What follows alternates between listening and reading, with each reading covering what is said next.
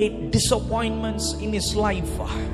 38 வருஷம் ஏமாற்றத்தோடும் ஒரு பயங்கரமான ஒரு டிஸ்கரேஜ்மெண்ட்டோடும் இருந்தான். இன்னைக்கு ஆண்டவர் உங்களை பார்த்து அப்படிதான் சொல்றாரு, என் அன்பு வாலிப தம்பி தங்கச்சி, இன்னைக்கு கர்த்தர் உன்னை பார்த்து ஆண்டவர் சொல்லுகிற ஒரு காரியம், நீ ஏமாந்து போய் இருக்கிறியா, உன் வாழ்க்கையில் டிசப்பாயின்மெண்ட்ஸ் இருக்கா, ஃபெயிலியர்ஸ் இருக்குதா, God wants to tell you, அவனுக்கு நெடுங்காலமாய் காத்திருந்த போது அவன் இருதயம் இளைத்து போச்சு. ஆனா அவன் விரும்பின காரியம் அவனுக்கு முன்னாடி இயேசு கிறிஸ்துவை போல, இயேசு கிறிஸ்து வந்து நின்ன உடனேயே அவன் விரும்பின காரியம் அவனுக்கு முன்னாடி வந்துச்சு. அவன் இயேசுவை பார்த்த பொழுது அவனுக்கு ஜீவ கிரீடம் போல இருந்துச்சு. இன்றைக்கும் ஆண்டவர் உனக்கு ஜீவ கிரீடத்தை கொடுக்க போகிறார், உன்னை ஆசீர்வதிக்க போகிறார், உன்னை பெருக பண்ண போகிறார். நீ எதிர்பார்க்கிற அந்த முடிவை கர்த்தர் கொடுக்கிறார். உன் காத்திருப்புக்கு ஒரு முடிவு வருகிறது.